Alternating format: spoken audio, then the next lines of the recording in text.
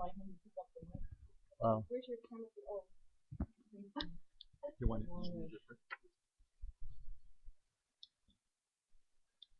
it? Welcome to Theology of the Body with Father Thomas Loya. We just wanted to share with you, Father and I were down in Springfield with some 7th and 8th graders, and actually started off with like the whole deanery, I think, 800 kids in the church doing Theology of the Body, and then we kind of went off to just one church, St. Joseph's, and did the 7th and 8th graders there. And we did some stuff together and some stuff apart. So when Father took the guys and I took the girls, we had each of them say to the other, like he asked the guys, how can the girls help you be better men of God?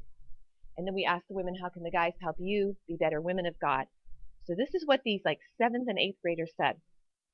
This is what the guys said to the girls to help them be better men of God. This is interesting. He said, be grateful. Like, I guess for the stuff that guys do for us, we're not always grateful, you know, like holding doors, whatever. Loyalty, modesty, and then help us be more religious. Isn't that the insight there? You know, fascinating. And then the girls said, support us by agreeing with our good decisions. And I think by that they were talking pro-life stuff, because I did a little pro-life talk with them. Stop thinking you're better than us. Okay. Respect our bodies. They also said respect, loyalty, and be trustworthy. And then keep your promises by not getting divorced. I guess maybe somebody's dad initiated a divorce, so they kind of put it on the guys. But yeah, so isn't that great? And the ones for the guys, the guys wanted on the ladies. Yes. You see, what was amazing, and we didn't prompt them, their answers went right along the lines of what we always teach from the theology of the body, the particular needs of, respective to particular genders. And also there's something that the boys said, which is indicative of what John Paul II says, especially in his on the dignity of women, that document, about how the woman by nature has a more openness to spirituality. And that's, of course, because of her gift of receptivity stamped in the very design of her body, the language of her body. And so the boys were actually saying to the girls, yeah, help us become more, you already are like more automatic with that or something. Help us to become more like that, which is precisely what he says in the in his a lot of his work, John Paul II. Those are interesting how the boys knew that. They knew they weren't as natural with it, and they needed the girls' help. They already recognized that kind of wholesomeness, as it were, in the girl, the natural sort of intrinsic wholesomeness or openness to spirituality. So it was interesting how it went. And again, the boys wanted from the girls, which is why I always talk about to married couples and those preparing for marriage. They wanted the girls to give that message. I always talk about how the message that the guys need, the message of adequacy and support, which is precisely how we explain the real meaning of Ephesians 5 about women be subordinate, submissive to your husbands, meaning support them in their mission to love you. And it's precisely what the boys wanted from the girls. So again, and these are just, 14-year-old? Yeah. Wow. 14, 8th grade is 14 now. So, welcome. Okay, I'll start this part with a prayer for Lent, since we're still in Lent. In the name of the Father, the Son, and the Holy Spirit. Amen. O Lord and Master and God, spare me from the spirit of indifference, discouragement, and lust of power.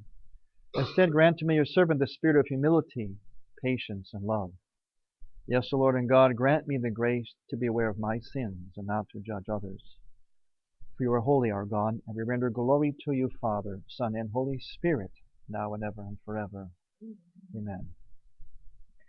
Sorry we had to cancel last month, but we're nice to see everybody back, and for new people too. And both sisters are back, which is always great. I feel more confident that way. and what we're doing is, of course, going through John Paul II's Love and Responsibility, which is a it's almost it's a very good one to read even before you get into theology of the body, because that's exactly what happened. He did this when he was a priest and bishop, these thoughts, and then eventually came to theology of the body. But this is sort of what the sort of the philosophical foundation undergirds all that. And you'll see points in the theology of the body. You'll see some of them in here. You'll see later on how he kind of answers a lot of the questions here with the theology of the body. This is the sort of the philosophy of love in a sense, and the theology of the body is the theology of it, so the theological answers. So I just put up here, I know it's kind of hard to read, but he's talking in this whole, what he's talking about so far, and it's interesting, as I said before, this is, it's going to be fun and kind of providential that as we get into the warmer months, the book is going to heat up as well. It's going to get into some he's going to start to get into the nitty gritty of love and relationships and sexuality in ways that if you haven't read it already, it will amaze you, absolutely will amaze you.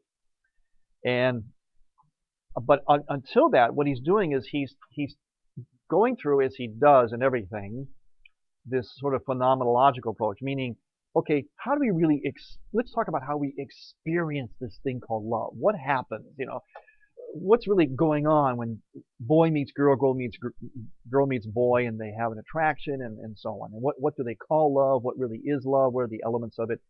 And just to kind of summarize a few things, he says that we have love. First of all, you come on somebody and into you meet somebody. There is a perception that has to do with the world of the senses and cognition. In other words, what we can know about them, what we see. We look at them, especially how they look, how our initial experience of them. Do they laugh? Do they talk? Whatever. It's a sense-based experience, of course, is the first thing.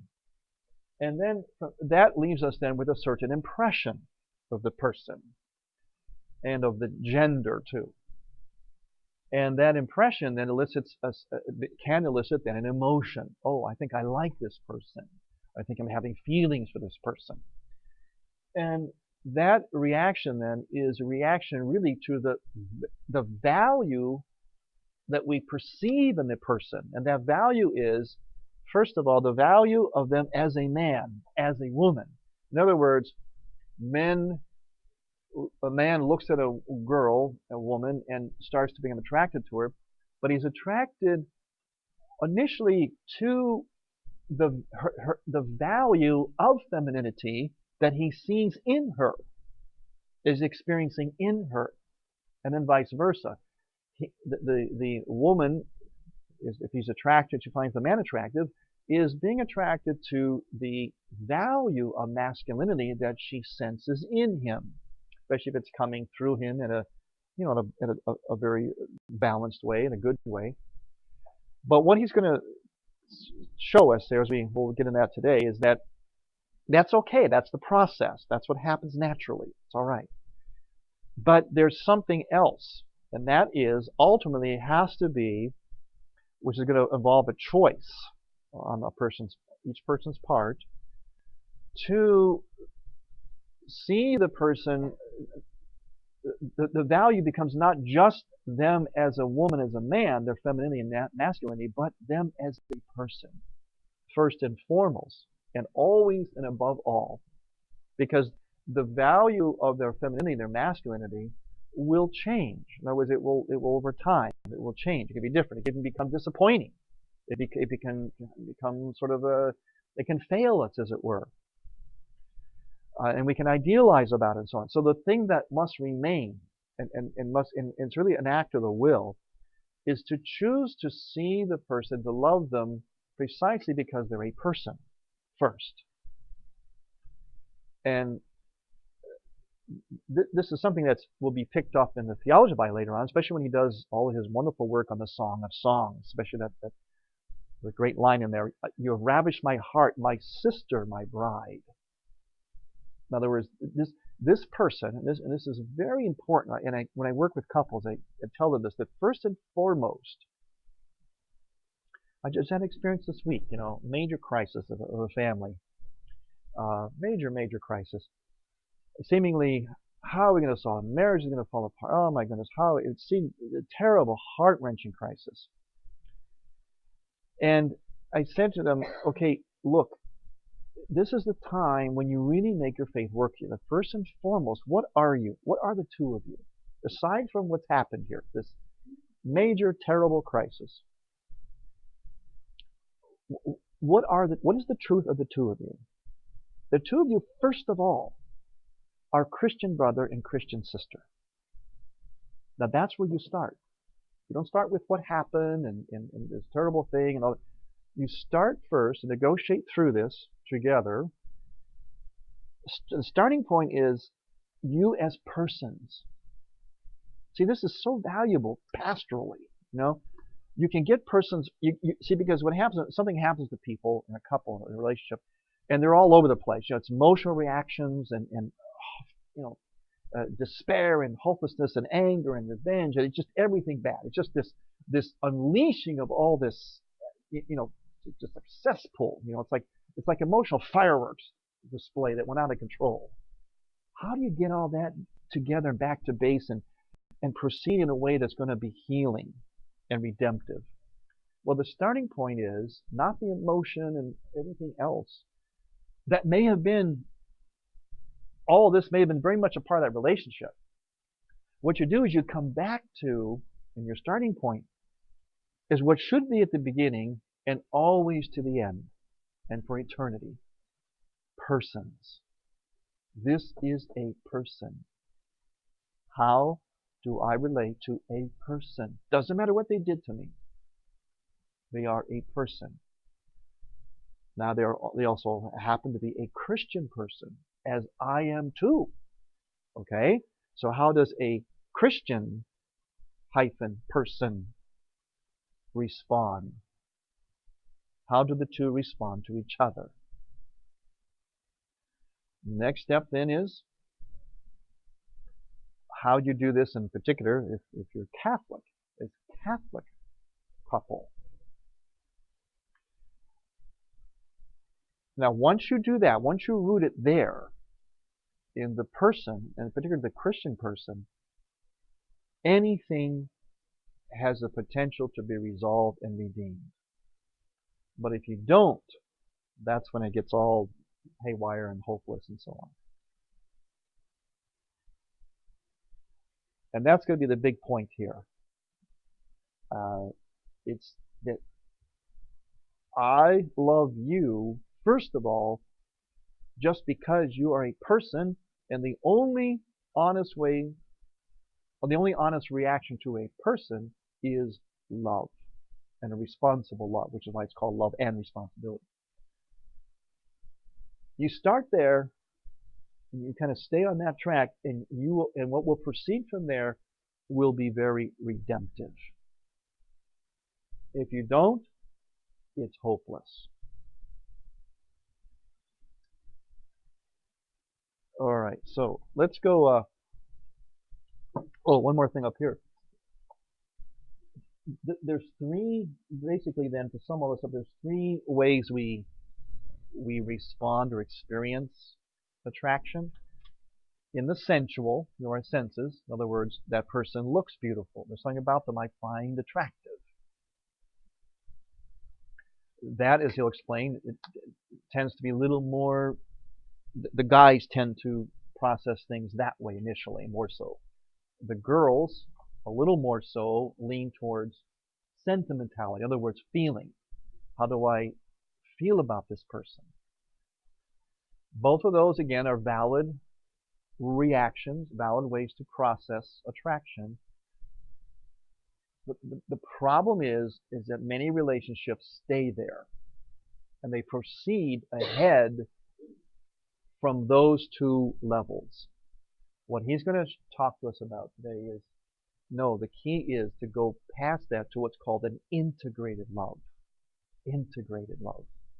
Not a love that is just an essential attraction or a sentimental attraction. It's not about being attracted to their body, as it were, or their physicality. That's part of it, he said. It definitely is part of it. Or your feelings towards them. That's part of it. but you can't. It can't stay there, and that's what a lot of. I was talking one time to a couple who've been married a long time, and now they're grandparents and happily married, great family life, great grandchildren, wonderful practicing Catholics, and in fact, one of them is even a deacon. And just in conversation, they were thinking back on their marriage and so on, and they said to me, they said, yeah, we have to admit that when we got together, a lot of our attraction was physical. In other words, they liked each other from that standpoint. That's what started the relationship. It's what brought them together. And that's okay. The Pope's saying it's part of it. It's okay. It's just that, and obviously for them, it grew. It grew into a very integrated love. They had to move way beyond that, And the hope is that a mature couple with grace, and by attending classes like this, will in fact move beyond that, because it's very natural. It's very understandable. Many relationships do start that way, but we need to move beyond it, and the hope is that they would. But you need grace and so on. So many relationships do not, and then that's why down the line they have trouble. So this is all about what love really is. Remember, it's walking thin. I call it the age zone, the honesty zone. We throw these words around today. It's really a war of words is what we're in. It's a war of words, and we have to take back the words. And he taught us how to do it. And we're warring now about the word love. What is it really? Okay. So we want to get to integrate. So in fact, that's going to be called the problem of integrating love. This is we left off on page 114 in your books from St. Ignatius Press that can be gotten exclusively here at Daughters of St. Paul. It's the only place you should get it. All due respect to all other outlets this far. Okay, on 114. Now he calls this the problem of integrating love. You'll notice he'll use the word problem a lot, but problem, especially from I think European thinkers like him, problem really means an issue, a theme. It's not like something's wrong. It just means like something we have to work through here. In philosophy, everything's a problem. Yeah, exactly. In philosophy, everything's a problem. Yeah. Again, it's always about words. Okay, and there's some really great stuff in here. I mean, like this is really. I hope we can get through a lot of it today, because, like I said, this book is really gradually ratcheting up into some great stuff. You have to kind of slog through some of the philosophical stuff and all that, but you really need to. And then he even says at the end of this chapter, hopefully we'll finish this chapter today, at the end of this chapter he even says that, as he ends this, hopefully where we'll end today, he even says, so now we're going to apply this into the lived experience. Okay, but he has to lay the foundation, and that is very critical. Even a lot of times when I give talks on theology about life, okay, well, how do you, sisters, when we've done some venues, they'll often ask me, okay, how do you want to do it? How much time do you need? Whatever. Usually my answer is, I kind of need 2 sessions, usually at least 45 minutes or an hour apiece. Ideally, if I could have that kind of time, because you have to lay a foundation. You can't just launch into all the questions and answers and application, because it won't make sense. That's part of our problem today. You have to lay the foundation, which gives you the why. It gives you the terminology. It kind of sets your mind. It gets your mind set in the right direction to think along the right lines. Then you can go into the other, the specifics. So there's a little bit of patience that's needed to kind of grind it out at the beginning, but you'll see it really pays off. And that's what's missing. The why is what is missing. Once you have the why, you're home free. It's smooth sailing after that. People don't understand church teaching or reject it, or they're in the trouble of their lives because they don't know, weren't given the why. When you know the why, you can't reject the what. You can't. When people reject or don't understand something about church teaching, what it is really is they don't know the why.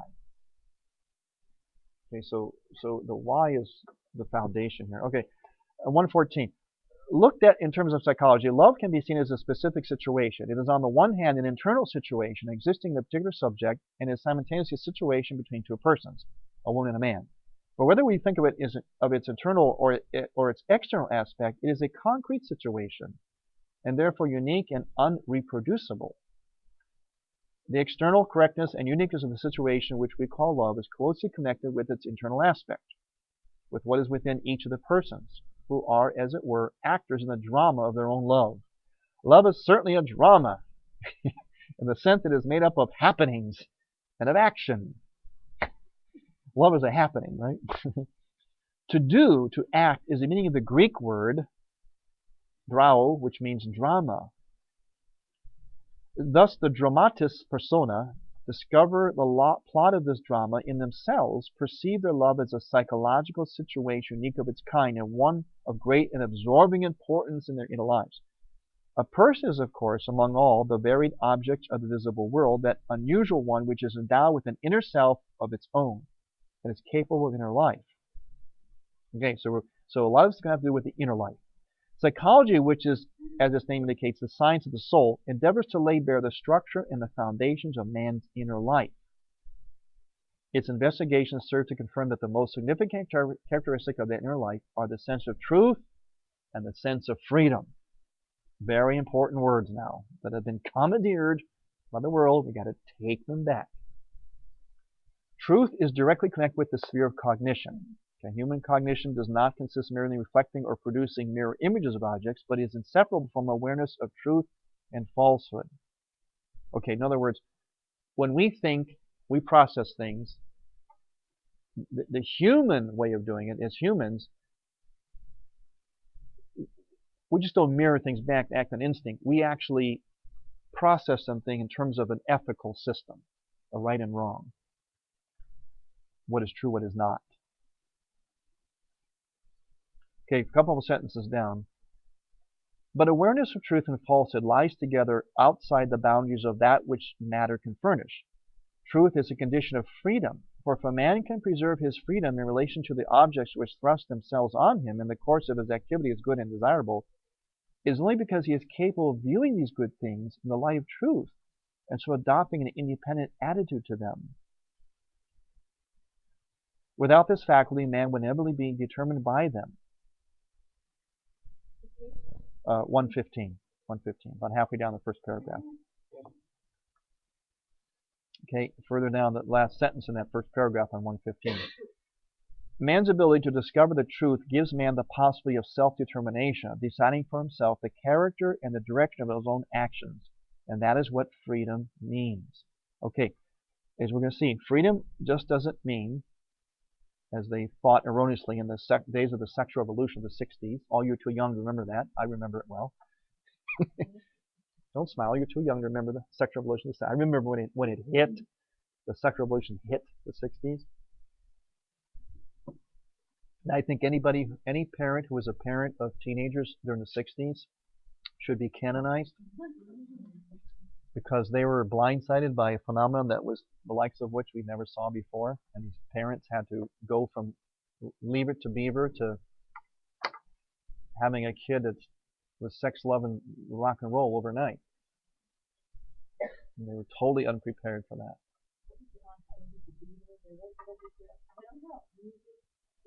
Yeah, yeah, the pill had a lot to do with it. Things move evolutionary. There's foundations that are laid, and actually some of this, well, it goes all the way back to the beginning. But in terms of more recent history, certainly the world wars had something to do with like the Second World War, because there was a dehumanizing, first of all, of humanity during the 20th century, and then the World War II sent women into the workplace and started then to change that whole thing for them, of womanhood, and they started to then take on the jobs of men and so on, and they became more independent financially, and then they wanted to stay with that, and then along came the pill. So it was an evolutionary thing, but it did spike in the 60s, and it was all this junk science, yeah. Yeah. The other thing too is you have to be careful, and this is my message to all those who would fancy themselves, because I don't like to use labels, but people sometimes do. They so-called conservative Catholics, or very conservative, whatever that means. Okay, I don't use those terms. We have to be careful of that, because part of the sexual revolution was a reaction. Always remember the pendulum principle. If you're here, you inevitably produce this over here. If you're over here, you will inevitably cause this over here. Now, prior to the 60s, we were on kind of lean towards the one side, and that would be the sort of the Victorian prudishness. You didn't talk about sex. You didn't talk. Everything was a sin, everything was wrong, and that. Okay. Well, there was like Christopher West talks about when he refers. And this is what he means when he refers to Hugh Hefner. When he said that Hugh Hefner was right in a manner of speaking, meaning Hugh Hefner. And again, he's symbolic. Not that he's some grand wizard. He's just a symbol for Christopher. He symbolizes a lot. He knew that this side, there was something wrong with this side. Sex wasn't, how could something so wonderful be so bad and dirty and unmentionable and sin all the time? So he rebelled against that. He and, of course, the sexual revolution came in and they said, okay, we're going to go this way. No, that until he was wrong. Okay, he was right about, yeah, this isn't correct, but this isn't correct either. Okay. So what happened in the 60s in part was a reaction to what was this. And you have to be very careful as we're trying to regain, rightfully so, what is correct about Catholic theology and spirituality and purity and modesty, that we don't do this again, because you will produce this. Guaranteed. Guaranteed. We have to be very, very careful about this. Because we will produce, you have to always see history, understand history. So that was part of it too. Remember at the 50s and before that, you just didn't talk about sex. And most of things having to do with sex were sin, was about just sin. And so there was something, as part of the centuries of Manichaeanism and all that. And so there was a rebellion against it. But the rebellion had its problems too. Okay? That's why Theology Body came in to get us, instead of going here and here, it's here. Okay, it's here. It's in the integrated love. This is disintegrated, that's disintegrated. Okay? Strict, rigid, so-called arch-conservative Catholic is not integrated. As a priest, I can tell you, and those listening, listen carefully, as a priest who counsels and sits in confessionals, yes, I do so also with people very disintegrated who come from very staunch, conservative, magisterial Catholic families. They can quote that catechism backwards and forwards. But I can tell you, there are many who are sexually very disintegrated in spite of all that. And the answer is here. It's in integrated love. Not here, not here.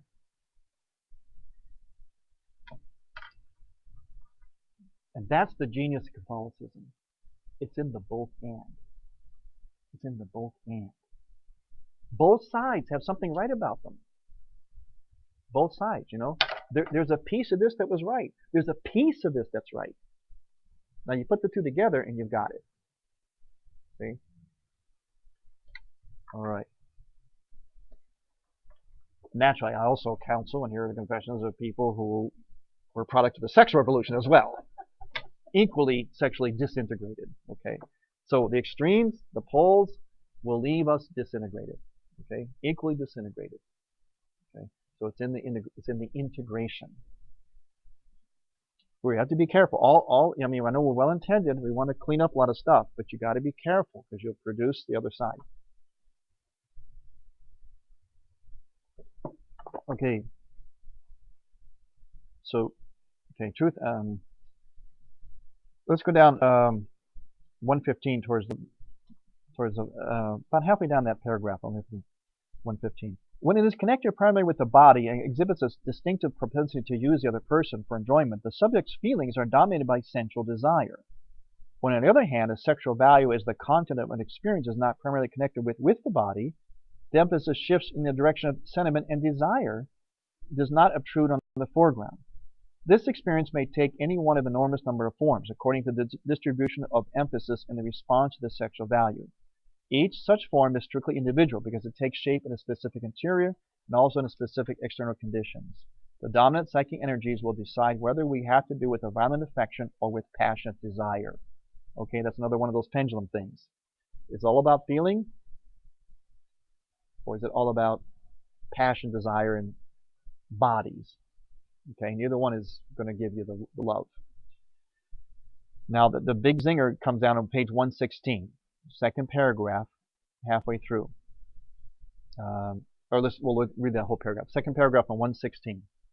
These are the salient characteristics of love in its subjective aspect, and it is in this form that it always constitutes a concrete situation internal to a human being, unique and unrepeatable. At the same time, however, it aims not only at integration within the person, but at integration between the persons.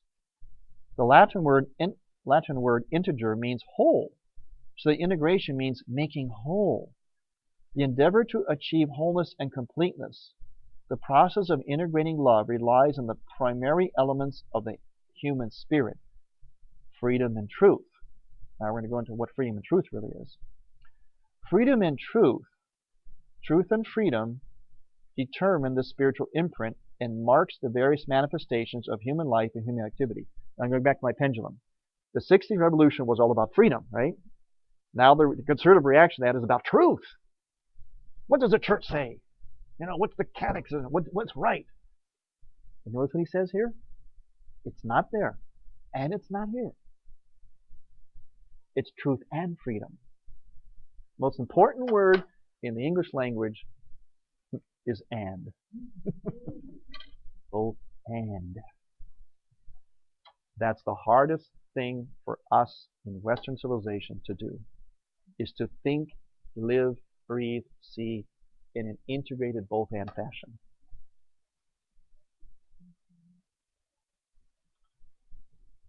And that is the truly Catholic way. Is the Eucharist the body and blood of Christ? Is it also bread and wine? Aha. And, right? It's the body and blood of Christ, but the bread and wine, there's a value that is still there in it, right? Still exists, right? Okay, so it's both and. And you can't separate them out. We don't know. It's a mystery. Is God God? Spirit, divine? Or Jesus Christ? Was Jesus Christ God? Was he man? Could somebody please explain that to me? Come on. What, is he either God or is man? He can't be both. Yes, he is. And yes, it is a mystery. To be lived, explained to some extent, yes, but never totally. Okay, so think of and. Everything is and. It's this and that, and that. Okay, freedom and truth, bottom of 116. Freedom and truth and freedom determines the spiritual imprint which marks the various manifestations of human life and human activity. They penetrate the remotest recesses of human action and experience, filling them with a content of which we never meet the slightest trace in the lives of animals. It is to this content that love between persons of different sexes owes its special consistency. Okay, top of 117. Love is always an interior matter, a matter of the spirit. To the extent to which it ceases to be an interior matter, a matter of the spirit, it also ceases to be love. What remains of it in the senses and in the sexual vitality of the human body does not constitute its essential nature. The will is, so to say, the final authority in ourselves, without whose participation no experience has full personal value, or the gravity appropriate to the experience of the human person. The value of the human person is closely bound up with freedom, and freedom is a property of the will. It is love, especially that demands freedom. The commitment of freedom is, in a sense, its psychological essence. Okay, here goes a great line. This is on 117.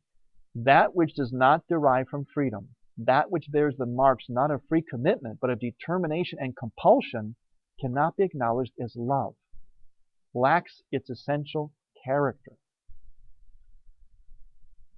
Therefore, the process of psychological integration, which accompanies sexual love within a person, involves not only commitment of the will, but unconditional commitment of the will. Demands that the will should commit itself in the fullest way possible and in a way proper to itself. A really free commitment of the will is possible only on the basis of truth. The experience of freedom goes hand in hand with the experience of truth.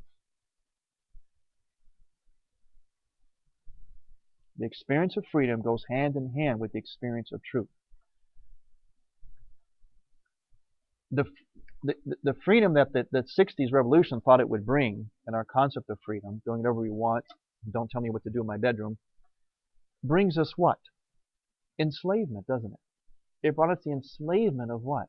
Of broken marriages, broken families, abortion, contraception, teenage pregnancy, STDs, HIV, clergy sex abuse scandal, breakdown in vocations. I could just go on and on and on. This so-called freedom unleashed a veritable cesspool of misery upon the world. Why? Because it wasn't grounded in truth. It is truth that in a sense restricts in a good way. Truth makes freedom possible. True freedom possible. Now, we're only free to truly enjoy love and all the good effects of love. You know, close relationship, wonderful families, children, lots of vocations, good vocations. All that comes from what? Yeah, a true, in other words, a disciplined freedom. We have the freedom to enjoy infinite blessings only because truth comes in as the parameter to the freedom.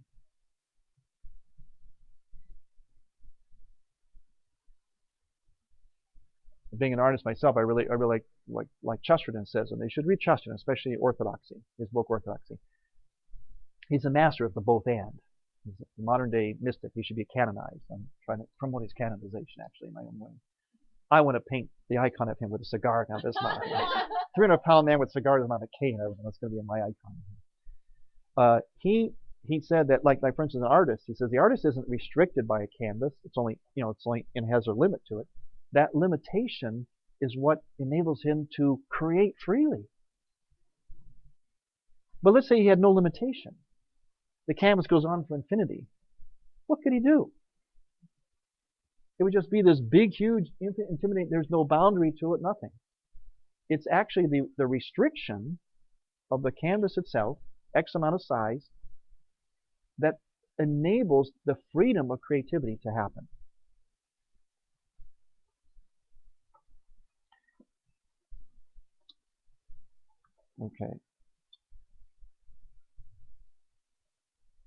Okay, 117, the second paragraph. A really free commitment of the will is possible only on the basis of truth. The experience of freedom goes hand in hand with the experience of truth. Okay, down at the bottom, 117. Love, however, also insists on objective truth. Only thanks to this, only on this basis can the integration of love take place. As long as you consider only in light of its subjective truth, we can obtain no full picture of it and can say nothing of its objective value. But this at last, after all, is what matters most. Is this that we shall try to bring up by means of the ethical analysis of love. Okay, now we do another chapter. Okay.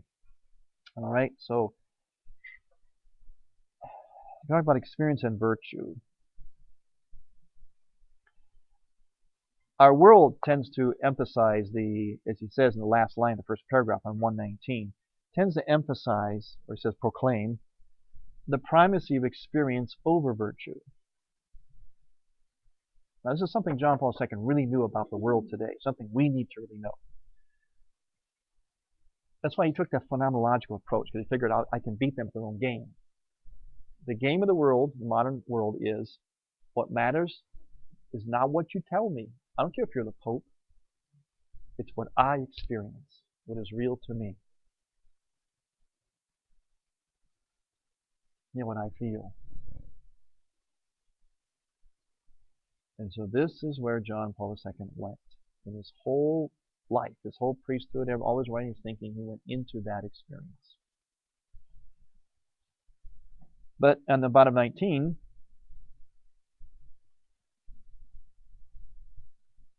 At the same time, however, the view described above contains a false conception of freedom. It has already been said that freedom of the will is possible only if it rests on truth in cognition, in other words, knowing what is right. This is where the concept of duty comes in, for it is a man's duty to choose the true good. It is indeed duty that most fully displays the freedom of the human will. The will ought to follow the true good, but this ought to implies that it may equally well not do so. Situationism and existentialism, which reject duty allegedly in the name of freedom, thereby deny themselves any real understanding of free will, or at any rate of that which most fully reveals it. For the freedom of the human will is most fully displayed in morality through duty. Most people think morality restricts free will. 120, top of 120. But duty always grows out of the contact of the will with some norm. Hence, one should look for the complete integration of human love not on the terrain of psychology itself, but in ethics. Where love between man and woman is concerned, we must admit two meanings of the word love. Two meanings of the word.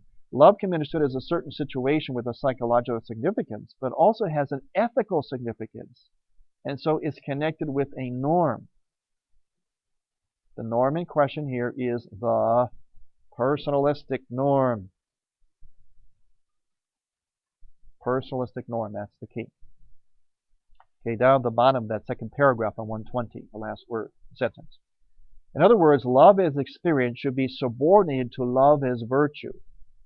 So much so that without love as virtue, there can be no fullness in experience of love. See, we flip-flop it. We say, no, it's not what you experience that's the most important, that trumps virtue.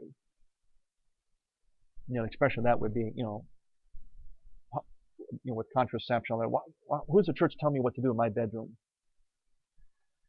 This is what we experience, so that we know it's between us two, that's it. So that leaves out the virtue. And what he's saying here, no, it's flip-flop it. What comes first is the virtue, which will then allow for a richer personal experience. You get it?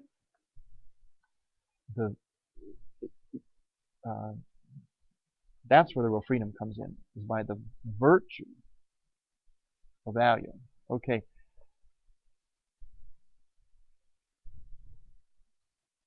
Without the virtue, there's no real experience of love, which is why so many people are hurting today. They want it to be just about their experience and not the virtue. When you move into the plane of virtue, you really are expanding your relationship beyond yourself. Right, and that's, he's going to pick that up. That's exactly what the point he's going to make there. That he gets the whole, he got this great principle of reciprocity, the whole science of reciprocity relation, but which we're going to get into, and that's exactly what he's going to be saying. Actually, he's going to be saying that we find ourselves, in a sense, by investing ourselves in the other. It's almost like we find our full I in the other. I think, I don't know how well that experience, putting the love experience first, and then we'll figure out our own virtue is working. Yes. Because AOL has been doing really interesting articles lately. I don't know who else is on AOL, but this thing about like depression after sex. Yeah, I saw that. Yes. Huge Yes. problem now that people can't figure out why. So Right. whether they're married or not, it doesn't Right. like specify what type of relationship, but there's a huge problem where people are not feeling fulfilled right after sexuality, and it's like, so something must be going on there with all the techniques and all the toys and everything. It's not working. That's because they don't allow smoking anymore. So so the experience should be speaking loudly and saying, okay, our experience is not working. Right. And I saw that. I was reading on my radio program, so it's interesting because the one I just downloaded this morning too is about 10 ways to be more sexually fulfilled or whatever. I look at it because I see, okay, what's the world saying? Is there some truth? But see what they're not saying in those articles is, at least not clear enough, is just as you're saying, sister. what is your experience of lovemaking? Is it within the context of marriage? They just kind of make it generally, just, like as if, people have sex however, whenever, and not taking into consideration that the context in which you're experiencing it might have something to do with whether you're depressed or not afterwards.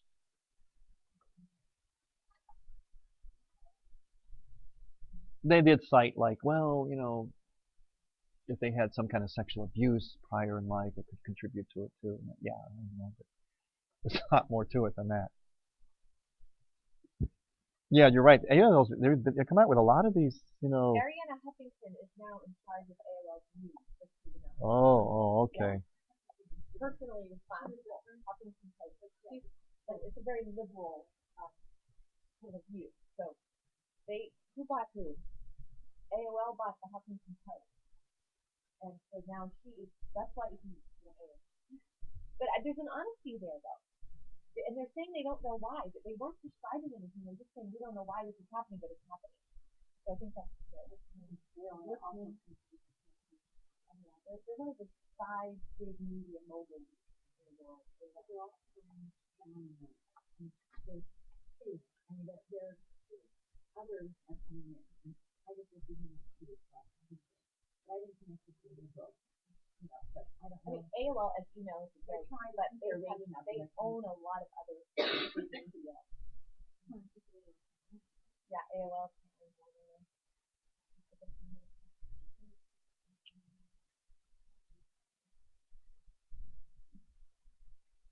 Okay. Okay, he's going to start on the affirmation of the value of the person. We'll go to page 122.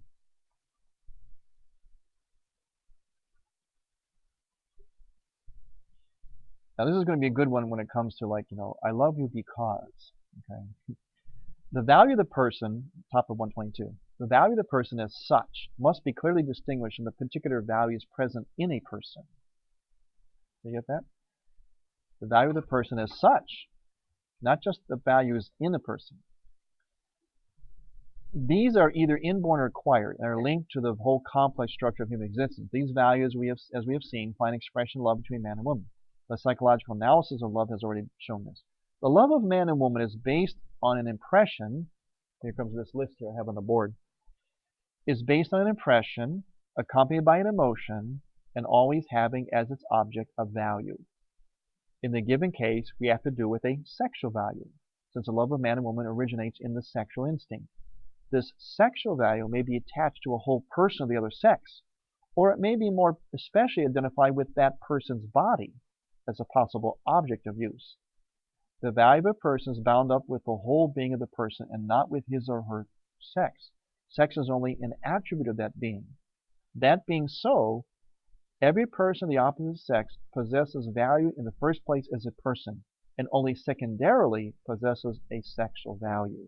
Now this is one of the premises to try to explain where the church is coming from on the whole same-sex issue. And why we don't use terms like homosexuality, gay, and all that. You are a person, first and foremost. Secondarily, yes, your personhood is expressed and lived out in terms of a gender. But you first are a person. And again, the only honest, appropriate response to a person is love. Real love.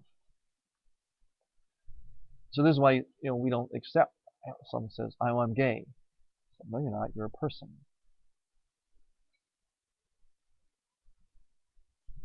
Being gay doesn't define you. You're a person first. Now we can talk about how you might have what you believe is a quote-unquote sexual attraction of the same gender. Notice I didn't say why you're gay. We got into that before. We'll go into it later, but it's a way of trying to understand where the church is coming from. It's right here in this line. We are a person first, and secondarily, we possess a sexual value. Okay, on top of at the bottom of page 122, the last sentence, and it'll go into the top of 123. This it is that awakens the need for the integration of sexual love and demands that the sensual and emotional reaction to a human being of the other sex be somehow adjusted to the knowledge that the human being concerned is a person. Okay, so how you're reacting to them, how your emotional and sensual reaction. I like you, I find you beautiful. Fine. But it has to be adjusted to the knowledge that aside from all that, which is all fine, this is a person. How to relate to them as a person. I cannot objectify them. I can't just use them. I must respect them. I must do what's best for them. You know, don't you think, would this dramatically change dating?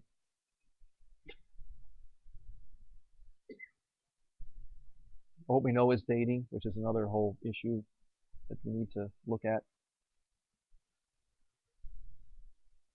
Because so much of quote-unquote dating is more like appropriating. In other words, I see, I like, I want, I take, until I no longer like it. Where's the person in this? It should be, I see, I like, it's okay, but this is always in front of my eyes, like the carrot in front of the horse. Person, person, person. So if there's something I don't like so much, I'm not so attracted, I still treat them as person, which means I don't use them and then dump them. Use them and dump them. That's basically what defines marriage. Or, I mean, dating today. It's like mock marriage. It's rush into intimacy to use and consume the person, and when you're done, you dump them. One or the other gets dumped. And that's why there's all this hurt. Talking to someone recently, it's a big factor. And a lot of the, more so with the young ladies, because again, theology of the body, they're constructed for relational integration and so on. There's a lot of hurting single women, young single women today. And what they do is they get into a relationship. It's hurting men too, but more so women. They get into a relationship and they want very much for it to be intimacy and you know, an intimate relationship. They want it to head towards marriage. And they kind of relate as though it is. Now the man, by nature, physiologically, is less inclined to think that way or to act that way.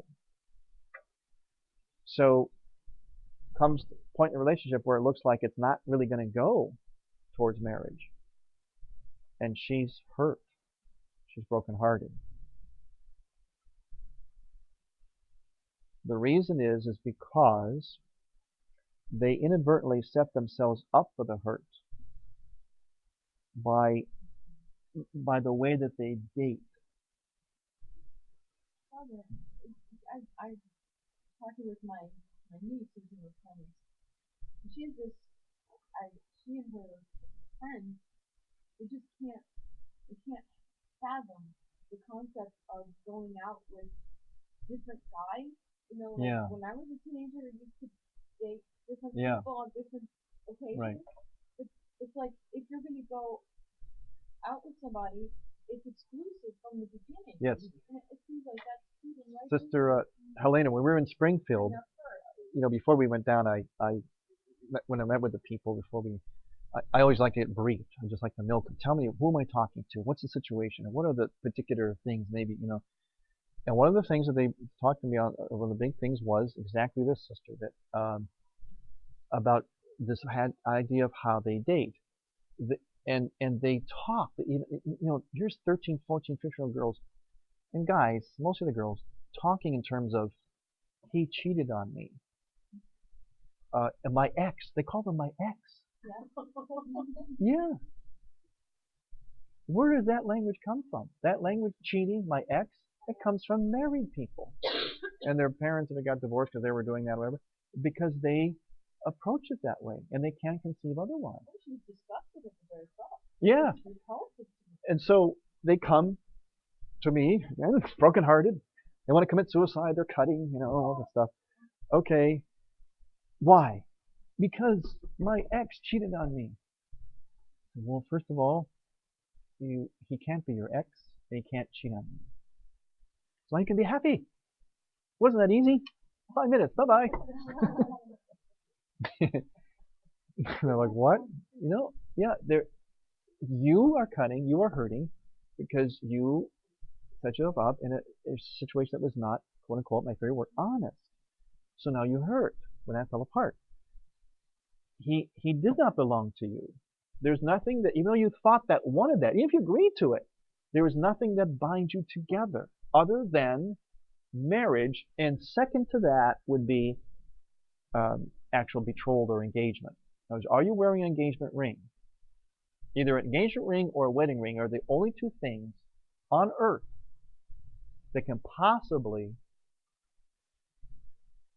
justify you using the term cheating or X. I said, other than that, when you're cheating, you do the key word is exclusive relationship. You cannot. An exclusive relationship is a fantasy. It does not apply. But they live it like it does. So what happens when it blows up? Inevitably, it's hurt. That's why this has to be required reading in all high school and junior high school classes.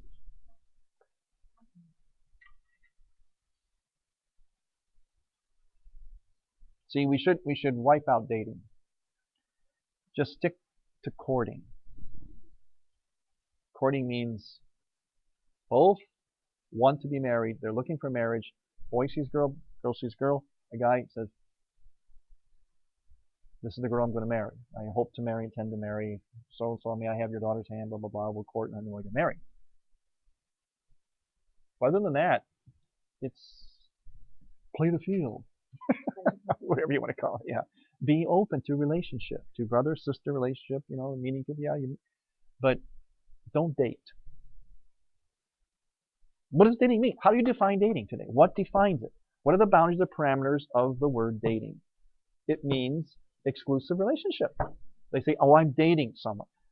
Like this one woman said to me, young lady, kind of brokenhearted in a relationship, she said, and just casually said it as she was talking to me. She just said, and I reminded her as she's talking, I said, wait, now, back up. Did you hear what you just said a moment ago? She was saying, yeah, this, dating him, I wanted to move towards marriage, and we talked about that, maybe would, all that. And then he's talking to these other girls. I mean, don't these other girls know that he's not single? See that? She said that. And I said, ooh, I said, wait. And I let her talk about that. I said, back up. Did you hear what you just said? And she just said, just casual, like it was nothing. It was so automatic. I said, he's single. He was single. And so are you. Yes. One thing that may emphasize thinking that way is Facebook. Really? You can, when you first join, you're single, and if you're married, you can declare yourself married, or you can declare yourself in a relationship. But it's no longer single. Yeah. Oh, really? In a really? That's what they do. It declares. You're single, you're married, or in a relationship. There's probably some more categories too. But when people break up, they go from in a relationship back to single. Is in a relationship sort of a perverted form of my both and?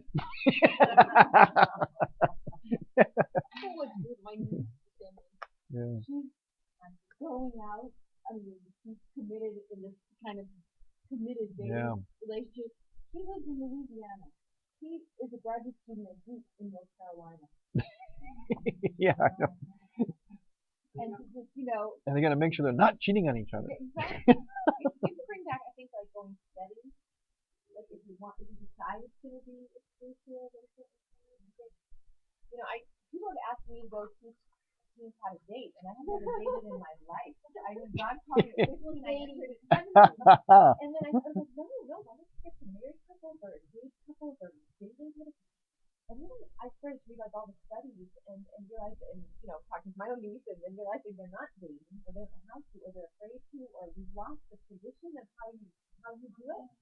It's not passed on, and they want to do it, but they're afraid of it. So I'm like, wait a minute, I probably do know more about dating than they do. So how are people going to get hard from marriage if they don't have a lot of relationships together and know a variety of opposite sexes? You can't just go into picking that person and then I'm going to get that person.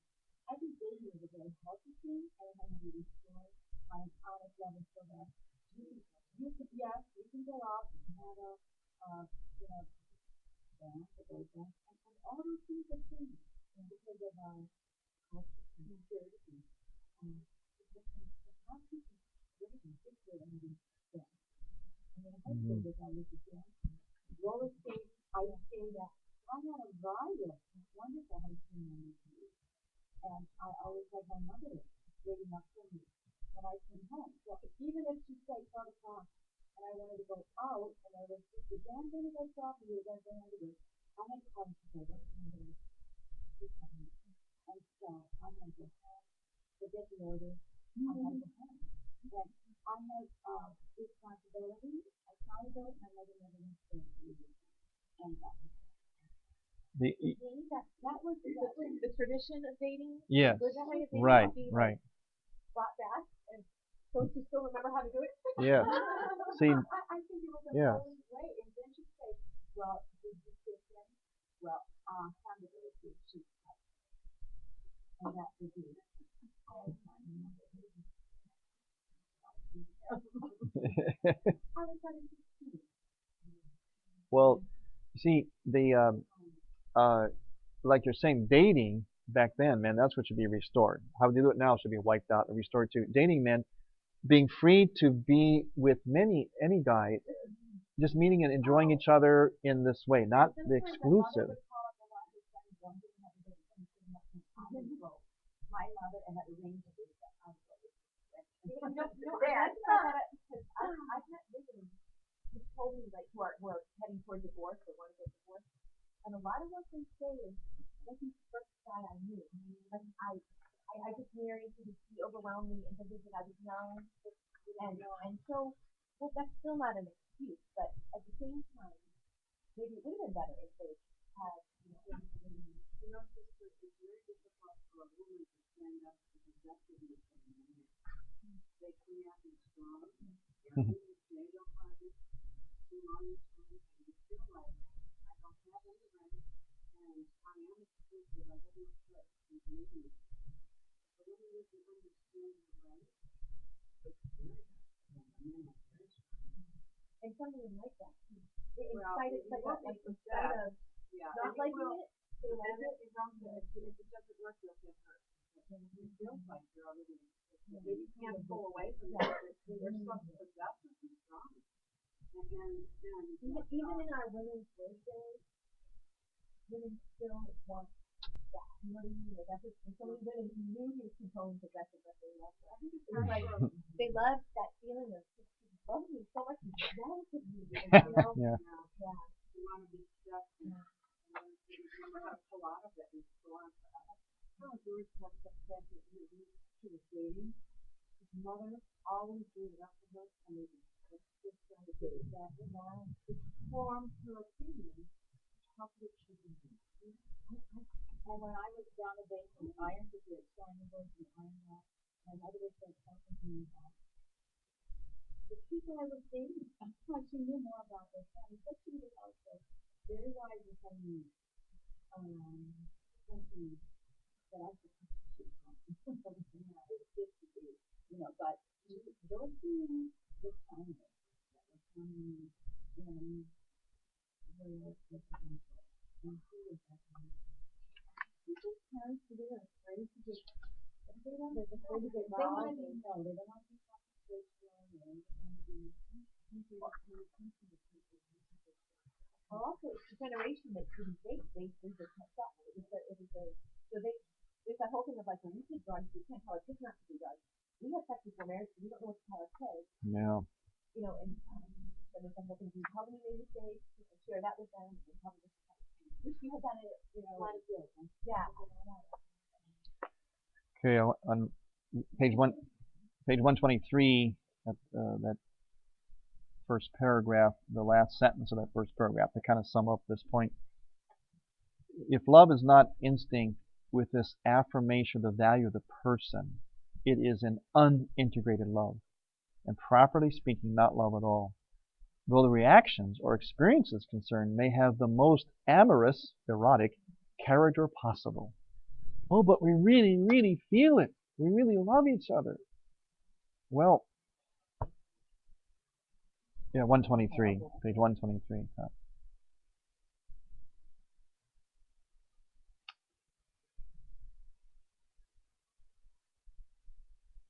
This is particularly true, this is the second paragraph, 123. This is particularly true of love between man and woman. Love in the full sense of the word is a virtue, not just an emotion, and still less a mere excitement of the senses. This virtue is produced in the will and has at its disposal the resource of the will's spiritual potential. In other words, it is authentic commitment of the free will of one person, the subject, resulting from the truth about another person, the object.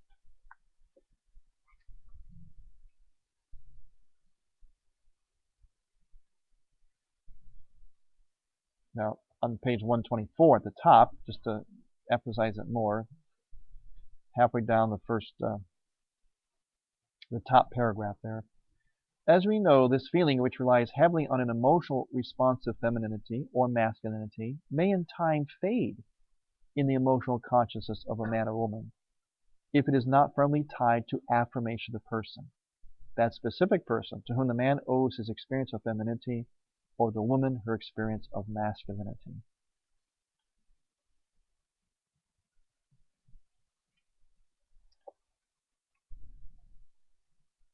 Okay, on page 125 at the top, he makes an interesting point about why, another reason why this is important. The first paragraph of 125. The other direction in which affirmation of the value of the person may lead is towards the choice of one's principal vocation in life. A person's vocation, as a general rule, involves another person or persons in his or her life. For sisters, for me, it's persons, right? Not a person. I mean, it's Christ, of course, but it's persons. So these two sisters here are what they are because they see life, they see human beings first as persons. And so they have made a choice to love the persons, precisely because they are persons as such. And because they are so capable of love, one person wouldn't be enough for them.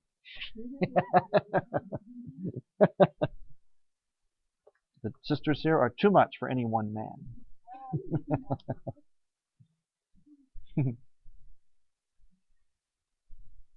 Okay, 125, the next section. Membership of one another. Now this is going to get really interesting. Some really neat points here. In the metaphysical analysis of love, it was stated that its true nature is most fully revealed in the gift of self by the person who loves to the beloved person. Very important point. That's John Paul II's hallmark. You know, gift of self. That's going to be the big principle of theology of the body.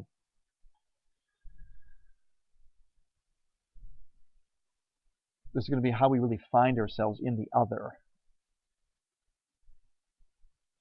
At the bottom of page 125, the last sentence. Love proceeds by way of this renunciation, guided by the profound conviction that it does not diminish and impoverish, but quite the contrary, enlarges and enriches the existence of the person. In other words, to give myself to another person is not going to hurt me, it's going to enlarge me. It's going to help me to realize my full self. What might be called the law of ecstasis, like ecstasy, seems to operate here. The lover goes outside the self to find a fuller existence in another. In no other form of love does this law operate so conspicuously as it does in betrothed love. That was love between two people, a man and woman, should be, in a sense, an out-of-the-body experience. But in going out of the body into the other, we realize our full self. Interesting that Eve was formed from Adam when Adam was put into a state of ecstasis, ecstasy. on the bottom then, bottom paragraph, the last paragraph on 126. For contrary to the superficial view of sex, according to which love, meaning here erotic love, culminates in a woman's surrender of her body to a man, we should rightly speak of the mutual surrender of both persons, of their belonging equally to each other. Not mutual sexual exploitation with X giving her body for Y to possess so that each can obtain the maximum sexual pleasure, but the reciprocated gift of self. So the two persons belong each to the other.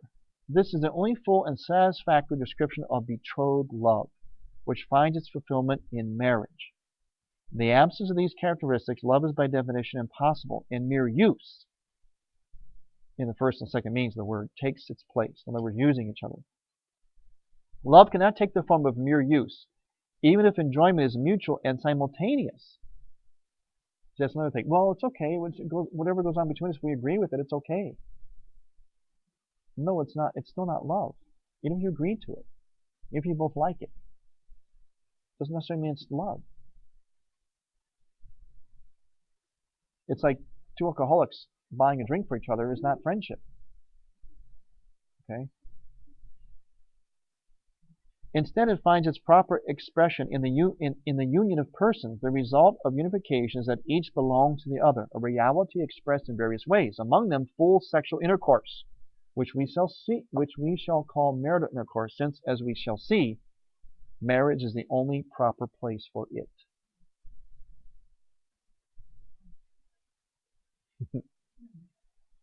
That's one of the things I use when especially talking with teenagers about, why we don't have sexual intercourse outside of marriage. It's an honesty thing. That's all. This is an action of unification. If you're not unified, I mean really unified, not just because you feel like it or say you are you unified by some external thing that says you are, such as the sacrament of marriage, the church? If you're not, then the action becomes dishonest. I thought means that sex is marriage and marriage is sex. Right. Very good. Yeah. Yeah, that's what it is. Yeah. And I said, you can't even get married to Papa because you're not capable of sexual activity. Exactly. Yeah. What? Yeah. And just to show you the mystical sense and how we, one of our repeated themes here is the interdependency of celibacy and marriage is two sides of the same coin. To bring up more church policy, a man cannot be ordained a celibate priest unless he has all his parts. Why? He's not going to use them, right? It's excess baggage. Don't just get him in trouble. No. Why would that be the rule of the church? Because the body has a theology. There is a mystical meaning to your body, your sexuality.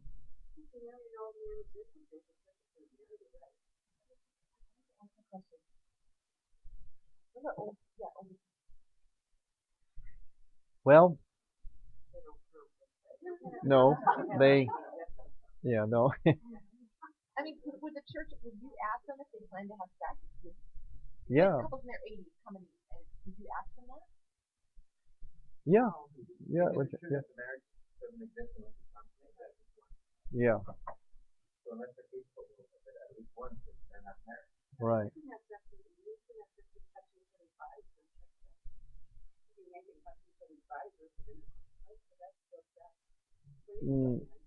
No. It has to be intercourse. Yeah, that's the consummation.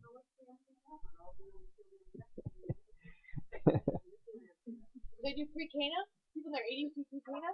Well, okay. First of all, are you presuming that this is, first of all, for the sake of discussion, are you presuming that it's a first marriage for both?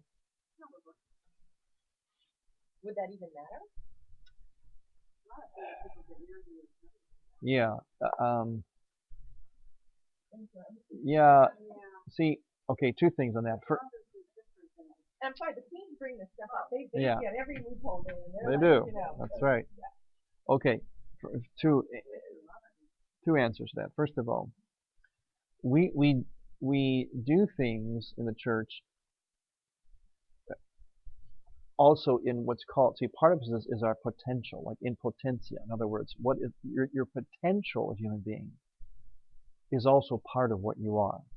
Okay, just like in contraception or the natural family planning. Okay, even if you're not intending for a conception, you're still giving yourself totally to each other because you're giving your potential for fertility. Even if fertility isn't going to happen, or presumably won't happen then, it's still also your potential is part of you, part of your whole package. So even with older people, there's always you get married with there's a potential, your sexuality is still part of your potential. And ideally, yes, you would try to consummate that in some way, but you also enter that marriage with the idea that you have the potential for that and the intentionality if it is possible. You don't get married because it's not possible. So it's intentionality and potentiality are part of what is the approach in the sacraments. Yeah. There is a potential for that. It may not be necessarily physically possible, but you never know. But there's always a potential, and you go into it with that potential. Just like what if a couple, friends, they know they get married and they maybe they know they're not may not be able to be fruitful. The woman is, maybe the guy's younger, the woman's older, so she's past her fertility. Okay, the two still get married, and they live that marriage with mindful of the potential of fruitfulness of the two of them, meaning they would have relations with the same spirituality behind it as a married couple who could be fruitful. You know what I mean? Because you're still then living according to the sum total of who you are as a person, which includes your potential for fertility. So you still live according to that. In other words, it's more honest that way. Otherwise, you end up with using. So our potential, it's like celibate priest. I bring my potential for biological fatherhood to the priesthood, and it's a necessary requirement. Even though I will never use that potential, the potential is still part of my whole being. And a whole man is called to the priesthood. And then his potential now takes on, in practicality, a mystical fruitfulness. You're now a mystical father and mystical husband. Just as they bring their potential for motherhood and being a spouse to their vocation as celibate nuns. It's just that now they live it out in the mystical dimension, but they still bring that potential. Or if a woman could be a nurse, and she brings her potential to the care of her. Mm-hmm. Yes, exactly. Right.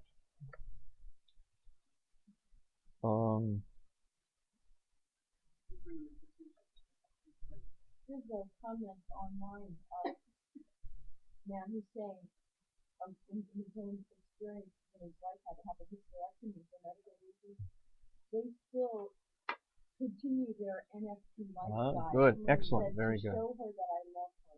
Very good. That we can right. Head into 40 without a chance of child number 6. Excellent, very good. That's beautiful, and that is dead on. That's right on. Natural so yeah. They abstain 7 or 10 days a month. Excellent. That's exactly what we're talking about. Yeah.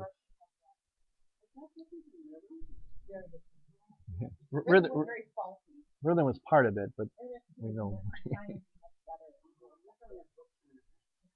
It's the same principle, just that it's more advanced now, more accurate. There's more methodologically. Same principle, methodologically we're more advanced with it. Okay, on page 127, second paragraph at the top there, about the second sentence. The unification of the two persons must first be achieved by way of love, and sexual relations between them can only be an expression of a unification already complete. It is worth recalling here what has already been said about the objective and the subjective aspects of love. Love in its subjective aspect is always a psychological situation an experience caused by a sexual value, and hinging on awareness of that value in the subject, or in two subjects experiencing love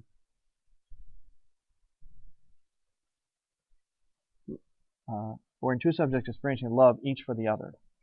Love in its objective aspect is an interpersonal fact, is reciprocity and friendship based on a shared good. It is then always unification of two persons with the result that they belong to each other. We cannot substitute two subjective loves or their sum for this objective love. The subjective and objective aspects are distinct and not interchangeable. Towards the bottom of 127, the bottom paragraph there, halfway through. Love, however, makes for unification through the reciprocal gift of self. Now, in the time remaining, I just want to hit that reciprocity a little bit harder. And so let's go to page 129.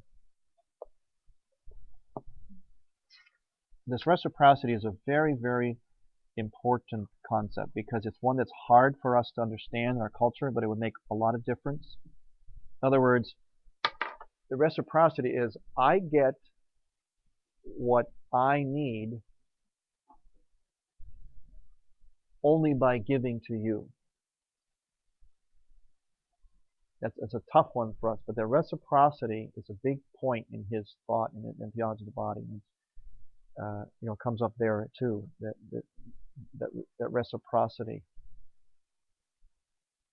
It's a good principle when we start to get into the use of the naked body, like in art and the whole modesty and purity and all that stuff, that the principle of reciprocity in that. Okay, so page 129. Betrothed love comprises on the one hand the gift of the person, on the other hand, acceptance of that gift. Implicit in all this is the mystery of reciprocity. Acceptance must also be giving, and giving receiving. Love is of its nature reciprocal. He who knows how to receive knows also how to give. I am, of course, speaking of a skill, which is characteristic of love, for there is also a skill in giving and receiving, which is characteristic of egoism. The skill in giving and receiving, which is typical of love, is exhibited by the man whose attitude to a woman is informed by total affirmation of her value as a person, and equally by the woman whose attitude to a man is informed by the affirmation of his value as a person. This skill creates the specific climate of betrothed love, the climate of surrender of the innermost self. Both man and woman need this genuine capacity for affirmation of the value of the person if the gift of self is to be fully valid, and equally if acceptance of the gift is to be valid. A woman is capable of truly making a gift of herself only if she fully believes in the value of her person and in the value as a person of the man to whom she gives herself. And a man is capable of fully accepting a woman's gift of herself only if he is fully conscious of the magnitude of the gift, which he cannot be unless he affirms the value of her person. Realization of the value of the gift awakens the need to show gratitude and to reciprocate in ways which would match its value. We can also see here how essential it is for betrothed love, a love which is a reciprocal giving of self, to contain the inner structure of friendship. In other words, it's this. We find ourselves by giving ourselves away. But in order to give ourselves away, in other words, you can't give what you don't have. You have to first possess yourself. You have to have the value of your own person. Only then can you give yourself away. Otherwise, it's called codependency or victimhood. A lot of times it scares people when we start talking like this. So they think, oh, what about me? I'm just giving myself to him. It's going to be all about him or her. What about me? A natural, understandable reaction. It's not about just giving yourself away recklessly. It's about possessing yourself and giving yourself as gift and receiving that person as gift. I look at an image of Jesus at the Last Supper washing the disciples' feet. Yes. And he said, "You call me teacher and Lord, and you're right. And here I am. I'm the teacher and the Lord, and I'm washing the feet like a slave." He's not washing the feet because he's a doormat. He's the master. Right. Washing their feet and then telling them right. to do the same. He was fully in possession of himself as master, and because of that, he could be servant. I think it starts with knowing who you are Yes. in Christ, like exactly. that knowledge. it's almost like a quest, to find yourself. Right. But you have to understand And that knowledge of who you are as a man, as a woman. yes. You know, Father, when it comes to child, like when people have the ability to love this way, to notice or not, I think this comes from your parents raised too. Hmm. Yes, yes. Yeah. However, So you don't have the ability to love people. however, I think the word beauty still Hmm. is something that Yes. Yes. Yeah. still means Exactly. Yeah. It's true. It has. In other words, it kind of relates to when they say art. Love is an art. To love is there's an art to it. There is. You do have to learn it. I know from my own life. I think of, all the reading and spiritual formation I do in my own life. Growing up in seminary, continually as a priest. I'm always trying to sort of like, hone my craft of loving. It is a skill, really. It's like, yeah, it's an act of will, and there is an art to it. There really is an art to loving. It's like the song, the Kenny Rogers song, The Gambler. Know when to hold up, know when to fold up, know when to run.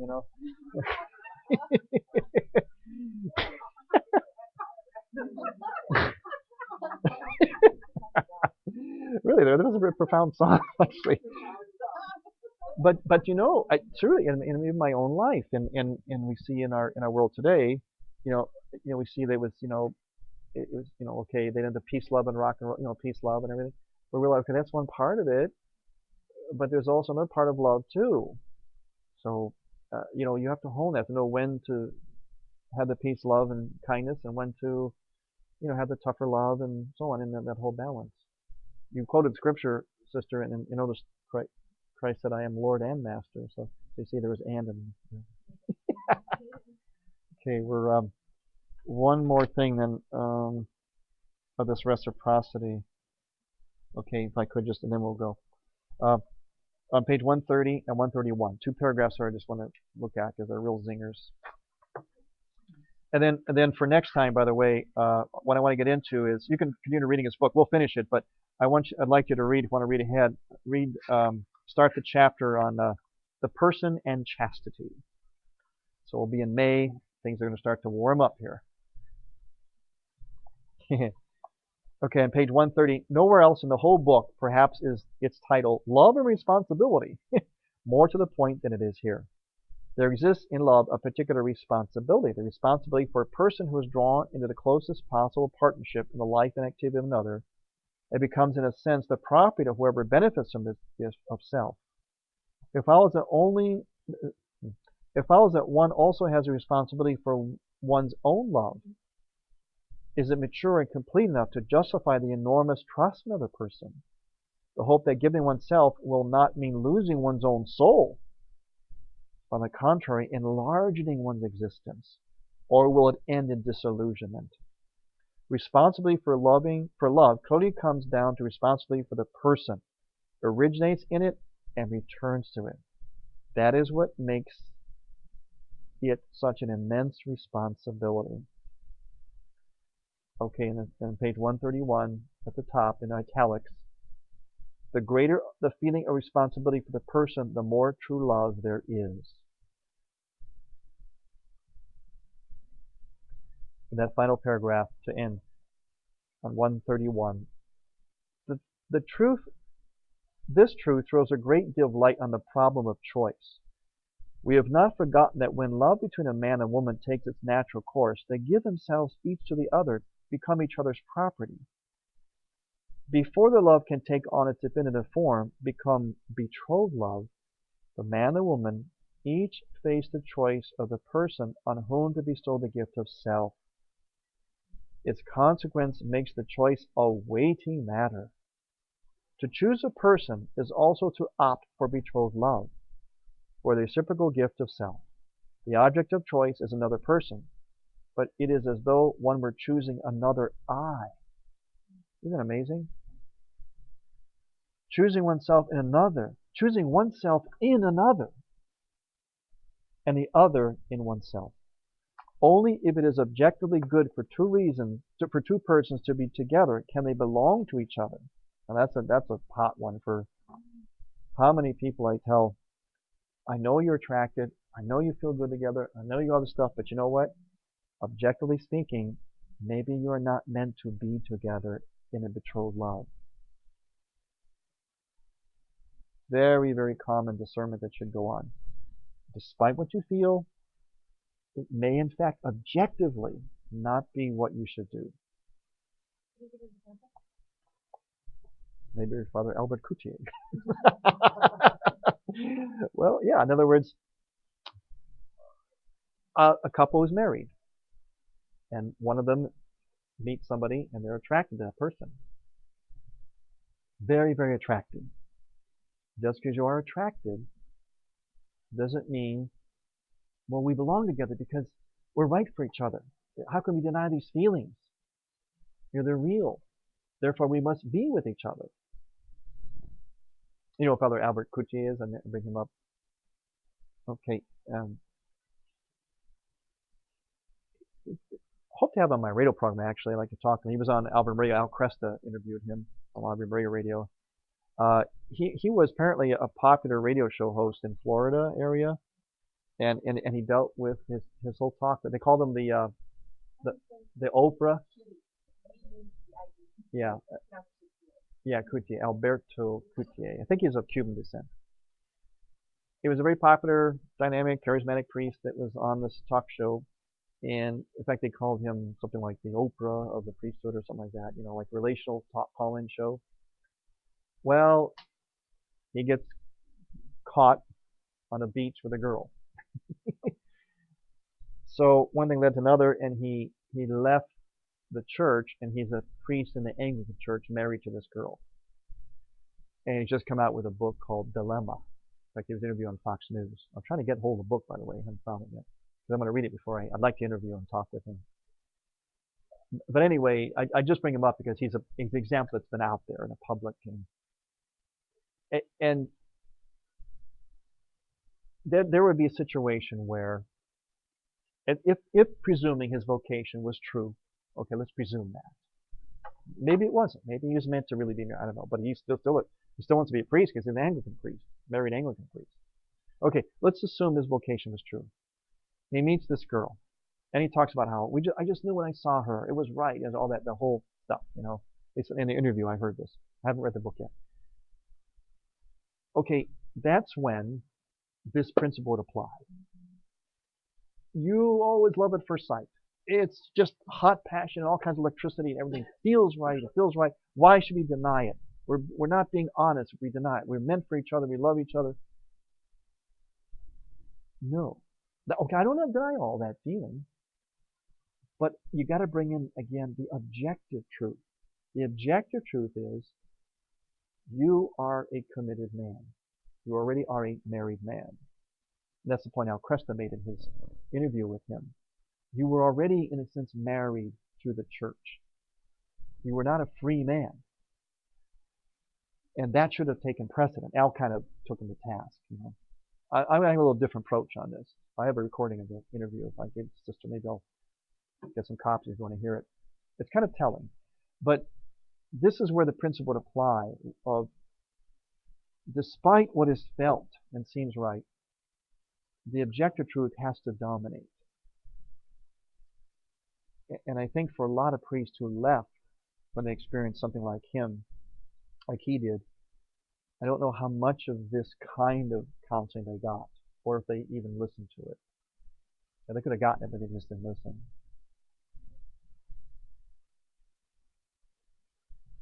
And so this is a very, very important principle. Does that answer your sister? That's a good example? You asked me for an example. Okay. Okay, last sentence in that second paragraph, then we'll end. Love is impossible for beings who are mutually impenetrable. Only the spirituality and the inwardness of persons create the conditions for mutual interpenetration, which enables each to live in and by the other. Okay, we'll pick this up next time. Like I said, read that next chapter, but we'll finish this one as well when we get back. The chapter is month. Chapter 3, the person and chastity, begins on page 143. the sections, the person chastity on page 143. Welcome to our new people. Is everybody on my email list who wants to be? Yes.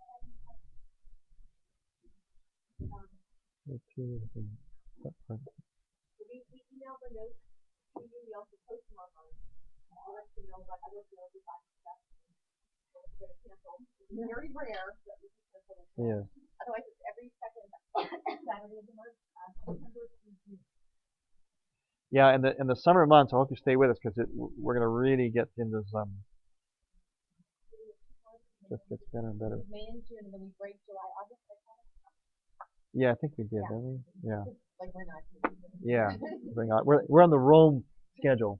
Everything shuts down in August. Yeah. Rome.